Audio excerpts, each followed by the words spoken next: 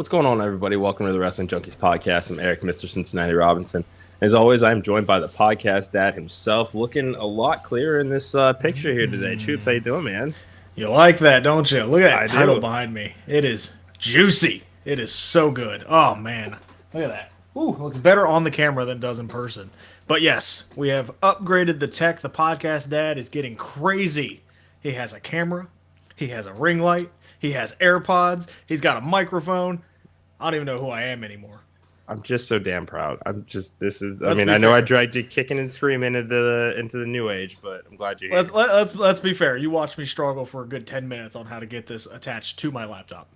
I was not going to tell anybody about that, but I mean, it's okay. If you want them to can. know that, sure, fine. It's open yeah. transparency here. We do appreciate we like that. that. We like that. Yeah. Yeah, anyway, welcome to the Wrestling Junkies podcast. As always, hit that QR code in the top left corner. Like, share, subscribe. Help us to get those numbers up. 600 and counting on Twitter. We're trying to grow that YouTube channel. Follow us on Instagram. All of our socials are in that QR code. And you'll be seeing them across the, as the show goes on. A couple of housekeeping notes. We do have some great interviews lined up for January. We cannot wait to release these for you guys. And yeah, I mean, we're just trying to kick 2024 off with a bang. Everybody else in wrestling seems to want to hop on that train and making this the best year ever for the business. So, that's what we're here for. Yeah. Speaking about bang, You mean like bang energy? No, not that. You're wearing a shirt today. I am. Is that? I think I know what you're talking about. But continue. Is there a reason why you're wearing that shirt today, or did that just happen? There's exactly no reason. It is super ironic because I did see something on Twitter today. Excuse me, my eyes are a little watery. Allergy season. Don't cry. It's fine. I know. I know. It looks great. I know it looks great, and you're crying. I'm sorry. I know. I'm just gotta shed a tear there a little bit. I apologize, but yeah, I saw something on Twitter today where about the reasoning that Britt Baker may not be on TV as much, and the potential reason behind that being fans were tired of seeing her on TV all the time. So I wish if I can find this, I'm going to go ahead and repost it again. I don't want to go saying where this was reported or anything like that. It's just something I happened to come across that I thought was interesting. So for the sake of this discussion, just because it's about my shirt, let's say that this is, for the sake of this discussion, true, that she's off of TV because fans wanted less of her.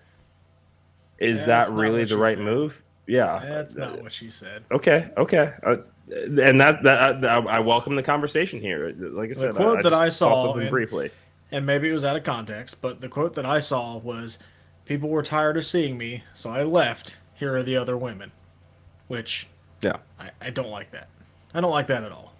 Like, I don't know if people were tired of seeing you. People were tired of seeing you in the main event scene of the women's division. Yeah. Yes, doesn't mean you have to go away. It means you have to do something different. So I think it's kind of an ego thing on her part where, oh fine, you don't want to see me, I'm just gonna leave and let you see the other women and see how it goes. Like that's not what we're asking. Britt Baker on AEW is important. She is one of the, I don't want to say highlights, but one of the most notable women on the roster, right? Like, yeah, I mean, she was the first women's signee. Yeah, when you think of AEW, you think of Britt Baker, at least for the women's division, for a very long time. Yes. So not go away, but like do something different. We wanted to see other people rise up and kind of challenge for those titles, and this is kind of a long line of a little bit of a reputation that she's getting now, and is that worrisome? I don't know, but we shall see. I think AEW is better when Britt Baker is there.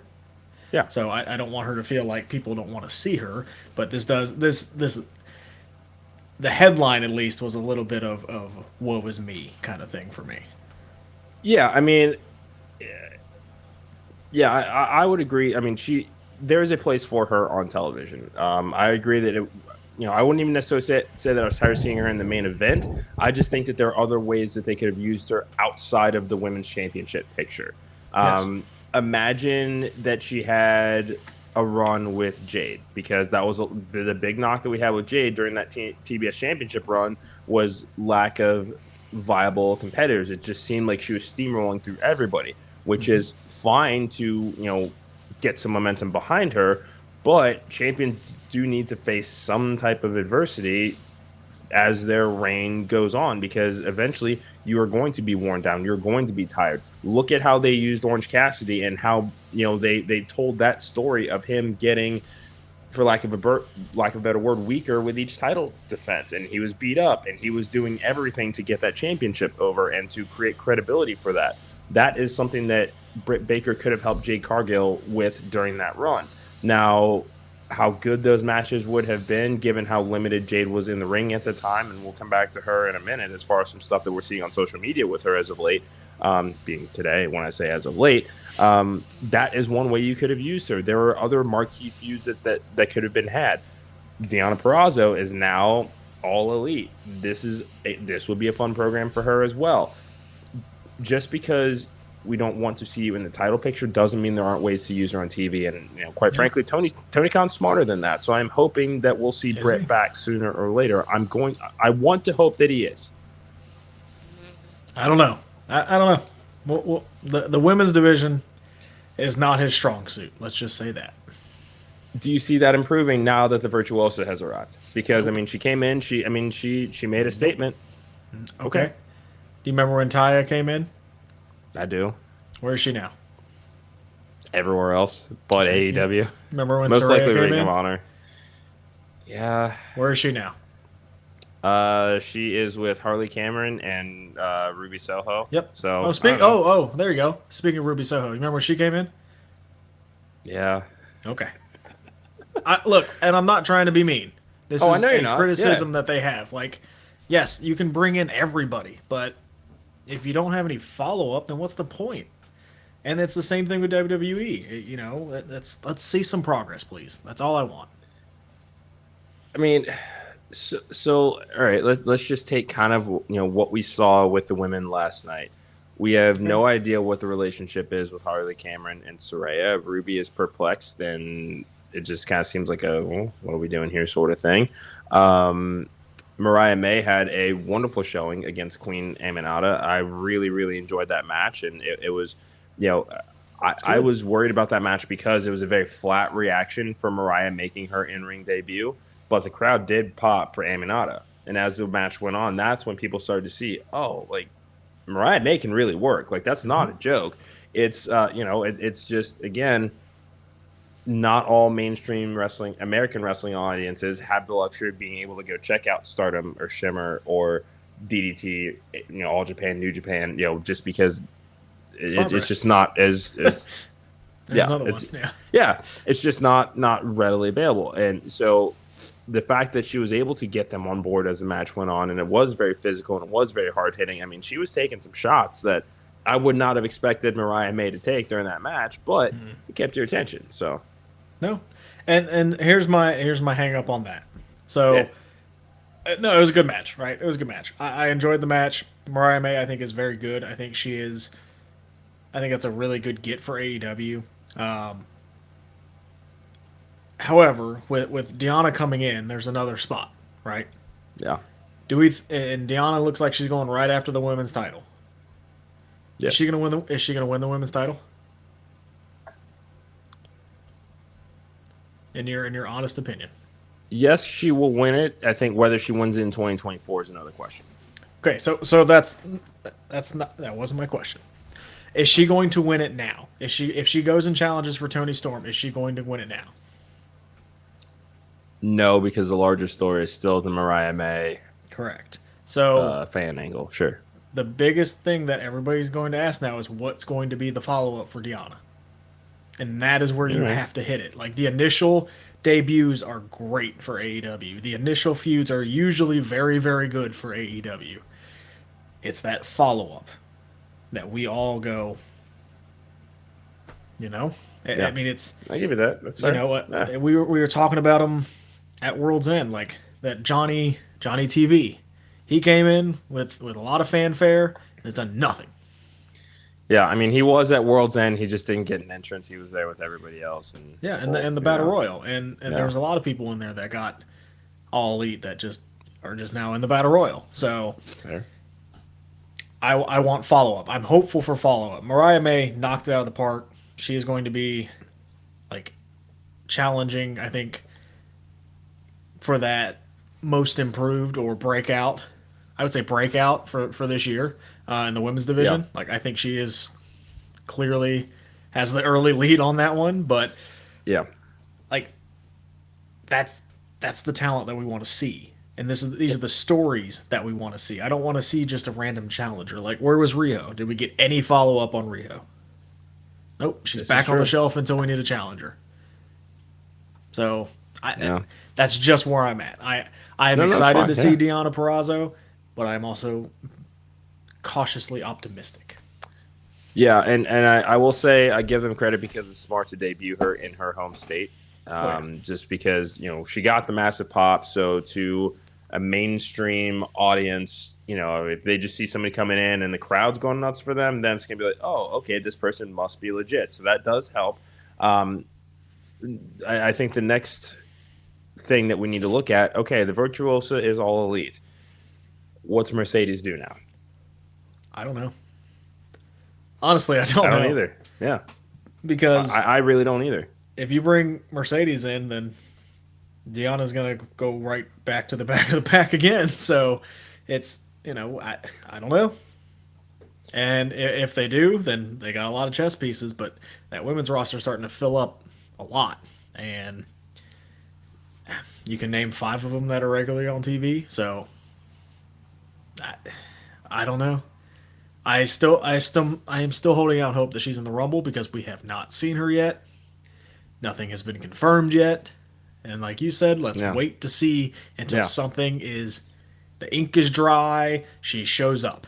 Yeah, and I'm not even going to necessarily say the ink is dry. It's just once she hits my TV screen in some capacity, because there are people that will construe that, oh well, she's expected to do this, then it becomes she's already signed, or people reading into that, and that's not what we're here for.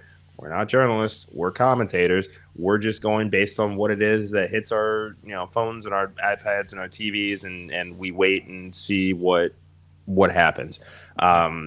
I would say it increases the chances of them being able to sign her, bringing in another talent of that caliber, just because it's just, again, another dance partner for Mercedes. But there's still the storytelling of the division that leaves a lot to be desired. And I just think WWE is probably, it's still the better move for her right now, I think. That's just me. I would agree. And that's, again, nothing against AEW. It's really not. And people are going to think it is, but it's not. Like, I think that Mercedes Moné, Sasha Banks is a better fit for WWE, just like Will Ospreay is a better fit for AEW than WWE. Just like I think Okada is a better fit for AEW than WWE. So we will find out. Yeah. So now that we've done our state of the women's division address for AEW, let's move it on over to the men's side. The Undisputed Kingdom made their debut on TV last night. Adam Cole showing up with Matt Taven, Mike Bennett, Roddy Strong, and Wardlow, setting out their intentions. Oh, that's who that was? I thought that was Mason Ryan. I'm sorry. You want to tell that? You want to say that to him? Because I don't. Which one? I don't want to say it to any of them. Exactly. So shut the hell up and stop working us into a shoot, all right? Oh, he's not listening. If you are, Mason Ryan, come on the show. I loved you. I thought you don't know who's it, man. You never know who's listening to this show. I thought Mason Ryan was going to be it. I love that guy. Yeah, I thought the same thing for Tyler X too. But she's planning to make a return to the ring. I think she was at AEW recently. She was. And considering her return to the ring, so that'd be really cool too. But again, it's still just that we're building the roster. It's just what are we doing with the pieces and how are we making it work? All right, Undisputed Kingdom. That's right. It's been a while since we had one of those just kind of right off the rails sorts of things there. But yeah, they showed up. Basically, Adam Cole stated his intentions. Basically, I wanted to turn on MJF before he had the chance to turn on me, and I did it. I grabbed Wardlow out of spite. Everybody's going after a title, and when I come back, Wardlow's going to hand me the AEW World Championship. So at least intentions are set. Meh. That's how I felt about the whole thing. Okay. Meh. Like, Roddy still kind of had that comedic character. Yeah, he didn't need to do the Adam. I didn't love He doesn't need that. to do it anymore. Like Taven and Bennett are fine. It's like That's just Wardlow for you. I know. no. The thing with Taven and Bennett is they have the ROH tag team champions, and Adam Cole's going after the AEW world champion. No. Like it's just there's like why aren't they at the AEW champions then? Like if they're trying to take over AEW, then this is a serious question just because I don't know it off the top of my head. Who are the AEW tag team champions right now? Starks and Big Bill. Whoops. Shit, my bad. Yeah. Man. Well, what does that say? Nobody was home. I am what so does sorry. that say? They got too many That titles. says a lot. And I enjoyed their ladder match, and I put over their recent cohesion as a tag team in recent episodes after Full Gear, and that train left the station. That's yeah. Well, that's the second that's my time. fault. That's the second time this week. We might need to get you checked. Jeez. No, and yes, Wardlow's there, and they're kind of doing the Luchasaurus story with Wardlow and sympathetic big man. No, hey, I'm winning the title, and then I'm going to give it back to you, kind of thing. Yeah, but again, builds sympathy for the big man. I don't have sympathy for Wardlow. We've been down that road too many times, and I'm tired of it. Okay, you may not, but you are. You're excited to see this redemption of Wardlow again. I'm just waiting to see how. Where's Arn Anderson? What did he do with Arn? I don't know. Did he bite Luchasaurus's finger off? That was a real. That was the thing. That was as hokey as when Rollins pushed Ray's eye into the steel steps during the COVID, and it had the, you know. Yeah. Like I don't know. I can't. This group just kind of feels a little incomplete until Adam Cole can like wrestle again. I just I feel like they're going to be very, very prominent on TV, and when Adam Cole can't get physical or do anything, it's just kind of like, okay, well. And it's not like these guys were, I don't want to say huge deals before, like the group. Like Taven and Bennett were barely on television besides backstage segments with Roddy. Sure. Wardlow was squashing people. It's not like he was doing much of anything anyway. It does feel like a kind of thrown. I mean, I get the backstories with everybody in MJF, but it's kind of like a thrown together group, and I hate the name. So, Undisputed Kingdom, like, come up with something original. Like, why you gotta do that? I mean, but that's the thing, and I saw this on Twitter today too. People calling out, oh, well, now they're using the Undisputed part. That was very clearly WWE, but even a lot of the stuff he did during that NXT run came from stuff he did in Ring of Honor. Yeah, so that is just what wrestling is. What was once old is new again, and that's just how it's going to be. And it's just the easy.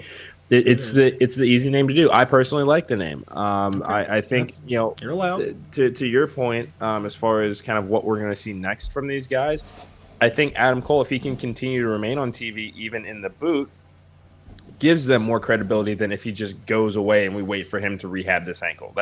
That's just me. Okay. This group is going to work. He needs to stay on TV as he heals the injury. Yeah. I like that they changed his music. I will say that. Yeah. It's not the catchy one anymore. I'm pissed that they saved all that pyro for that boom for the last time that we're probably ever going to hear that theme. That's all I'm saying. No, you'll hear it again once he turns face again. Okay, well, the last time I'm going to hear it for a very long time. What's with you today? You can download it. You'll be fine. No, but I'm just saying. You know what's wrong with me today? What is wrong with you today? I got off of work today, and it was like, right. I work by like a school zone, so you do. The traffic was just insane, and there are just stupid people driving. Traffic. Looking for your chapstick, feeling kind of car sick. There's a Ford Maverick. Name that movie. Nope. Malibu's Most Wanted. You never seen it? Never seen it. What? Okay. Dude, right. I barely have time to watch all the wrestling. You think I'm watching just random movies? This is not just a random movie. This is a class. You know what? Okay. This is. Dude, my total intake is wrestling and wrestling related things. I don't have time for anything else anymore. So wrestling and wrestling accessories. Yes, yes. I did watch King of the Hill growing up, so I do like that one. Yes. Good. And I like. thank you, Chris. Nobody cares. Hey, now. I do like that we had a little bit of a standoff between the Bullet Club Gold. I like that kind of tease to babyface because I think they would work great as babyfaces. They would. And I like that we saw the Acclaim back. So immediately this group has some feuds before they get to MJF, who will not be here for a while. And a nice touch because when it comes to the Acclaimed, specifically Daddy Ass and his boys, the enemy of my enemy is my friend. Yeah. So it's just kind of a thawing of the. Okay. You say a thonging? A thawing of the. I thought you said a thawing. I did say a thawing, not a thonging, a thawing. He is Mr. Ass. He is Mr. Ass. He's Daddy Ass, but you know. He's Daddy Ass now, I guess. What was it? I think I saw something that was like Billy Gunn and Undertaker are like 2 years apart. Yeah, and Billy Gunn looks like that. Yeah. That's ridiculous. Good for him. I mean, he he beat himself up. Like it's just which one? Taker did. I mean, that's just. Billy's been wrestling for a long time too. I'm not saying he hasn't. I mean, it's just I don't know, genetics too. I don't know what. I don't know. People look the way they do in their 50s. Hey, we might have an early match of the year, TV wise, match of the year candidate in that Takeshita and Darby Allin match. Man, that was crazy. Brutal. That was crazy. It was. I mean, that's. I like that this was a great way to reestablish Takeshita as, again, he's young. Look at the size of the guy. He's got the mouthpiece in Don Callis to where he can be a nasty heel without saying a word. Mm-hmm. That was evident right here. And I can't wait to see how they follow this up. Again, it is the follow-up that AEW is not always great at. I know. Oh, you're talking about the guy that beat Kenny Omega twice in a week and they're having trouble following up? Yes, Tyler, that's exactly who I'm talking about. Come on, like let's get this guy going, huh? He could be easily one of the top heels in the company. Let's get it going. Like put the rocket ship behind him. I know everybody can't have it all the time, but I think he would be a perfect guy to take the title off Orange Cassidy. Ooh, that would be a lot of fun. It gives the Don Callis family kind of that reputation and that lore of, hey, look what we can do. You know, when we get behind it, look what we can do. Or you can make Takeshita and Hobbs the tag team champions. That could be a lot of fun. But keep them on TV. Keep this going. Takeshita has a lot of potential. And they, again, same thing what I say with Mariah May. They have something here. Capitalize on it. Yeah. No, you're absolutely right. I mean, especially with the Don Callis family. I mean, because it does have that throwback to the Heenan family, where again it's just a collective of superstars, and it's all about Callis, who is working the puppet strings. But if you have to single people out that could have phenomenal runs as singles acts, I mean, Takeshi's at the top of the list. Kyle Fletcher is right there. The fact that the television championship on him. Well, he was on a pre-tape at some point in the night. I don't remember. It was I know. Backstage. Where are you? Where are you? Come back to us, Kyle Fletcher. You could find that out in an hour and 10 minutes at Honor Club. No. You guys. One other thing. You see what I? Okay. You know what else I loved last night? What's that? Eddie Kingston on commentary. That was fantastic. He's man. That was awesome. That was I did enjoy. I enjoyed this match one because Vikingo's in it, so.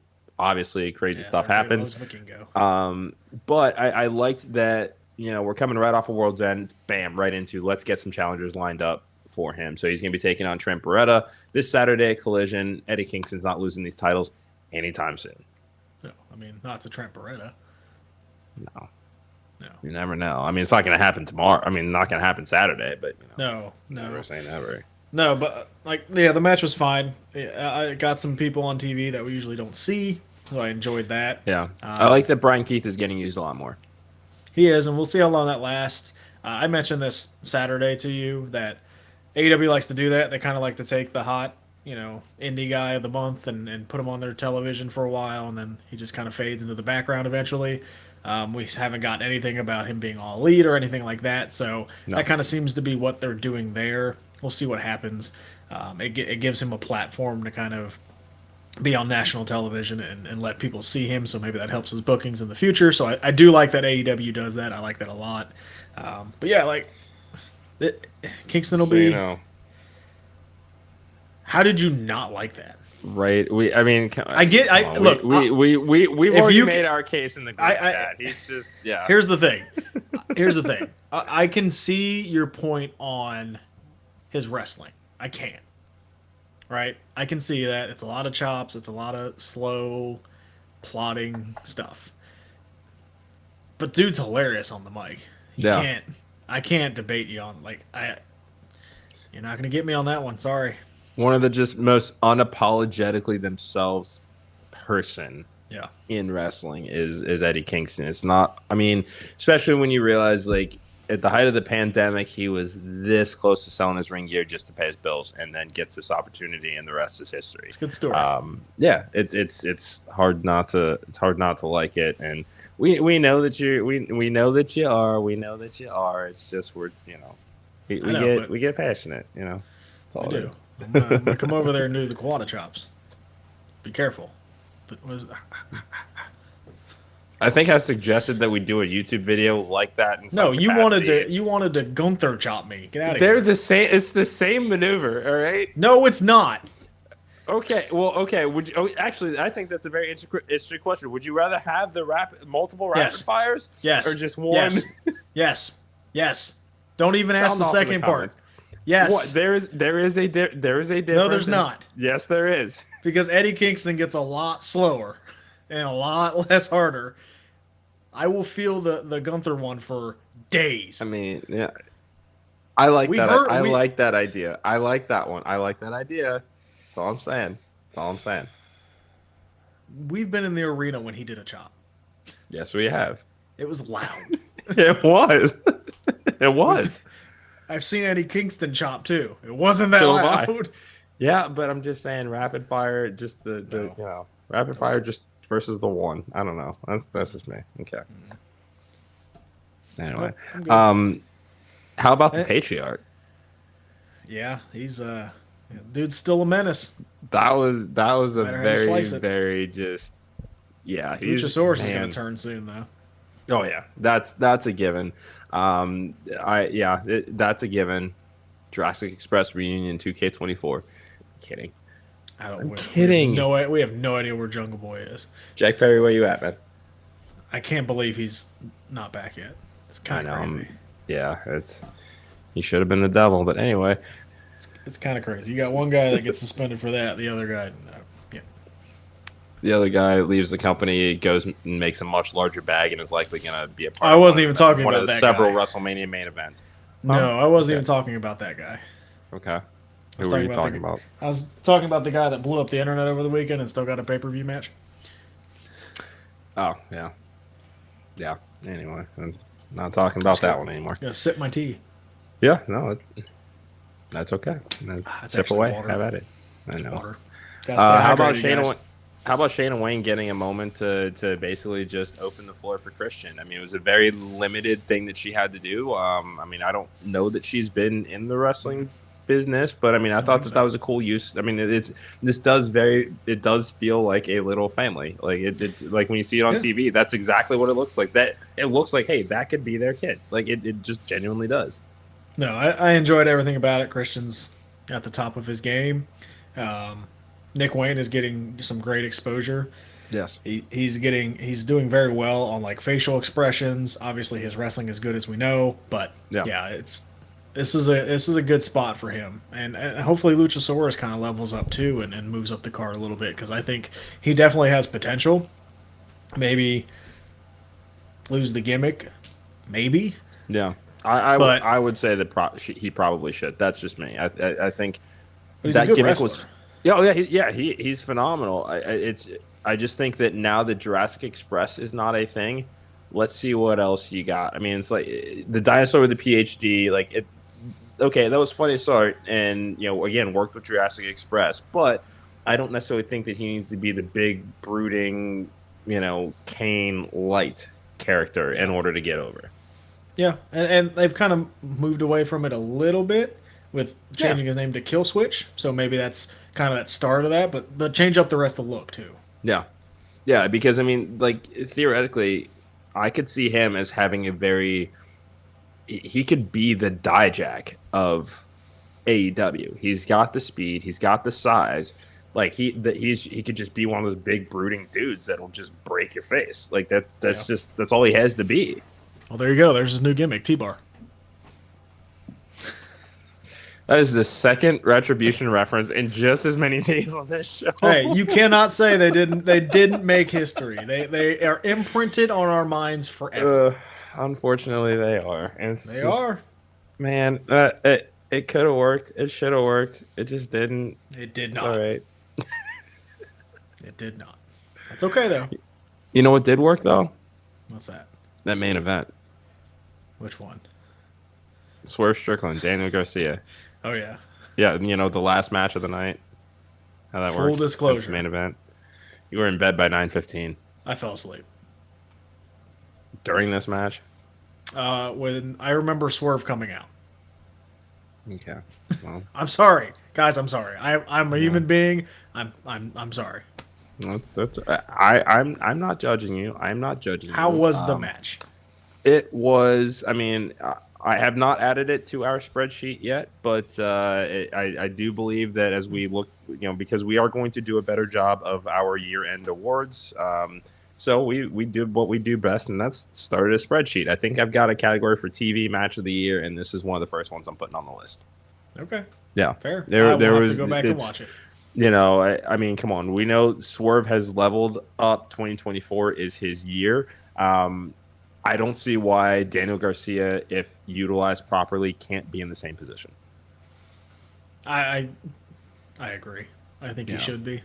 No, I mean, and this just came into my head right now. But as we kind of look at potential challengers for this Continental Crown, I wouldn't mind seeing a couple of Eddie Kingston, Daniel Garcia matches. Not at all. So I'd like to see Swerve at least challenge for it. That'd be fun. I did see though, it looks like we're gonna get Swerve Hangman again. I did see that today, which I don't know how I feel about that because it's Swerve's up 2-0. Yeah, I wouldn't. I don't necessarily know if that is in again. I think it's more of just they both had their sights on Samoa Joe and they're willing to go through each other to get there. But I don't necessarily know that it's they want to go after each other again. Okay, all right. Hey, but that's why you're you. And that's why you're you. I wouldn't change a thing. Well, you wanted to change the camera, so I did that for you. Well, yeah, because I wanted the world to see that handsome opponent of yours. That means face. So the belt's fantastic. Well, yeah, we knew that. Man, it's dripping. I got a couple back there. Yeah, but nobody cares.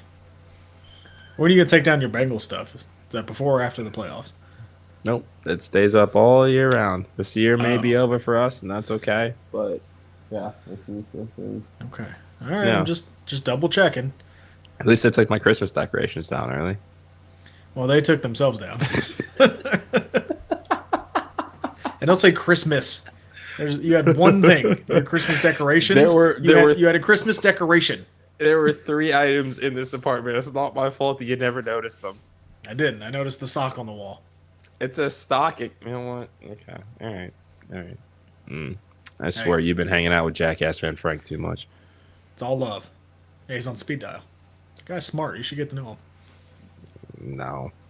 I heard he's got some fun trivia for you starting next week. Get ready.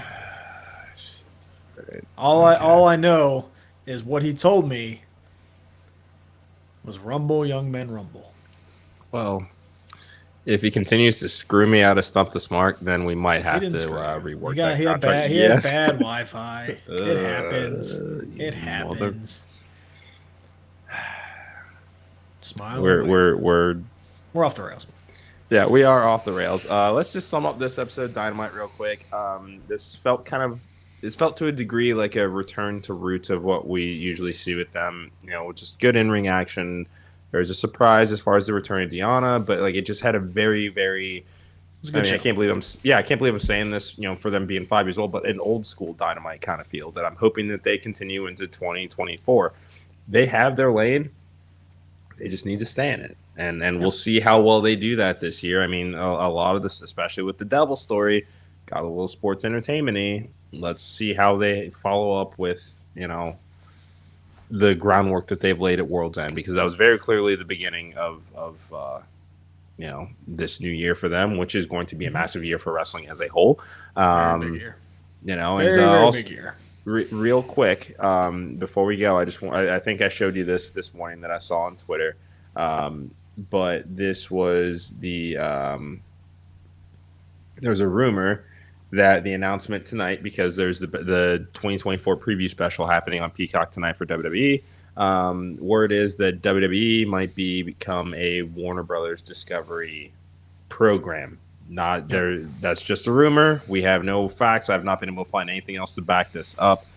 I think if Sean it's Ross true. Sapp squashed it the other night. Okay. All right. Well, I then never think mind. I think he did.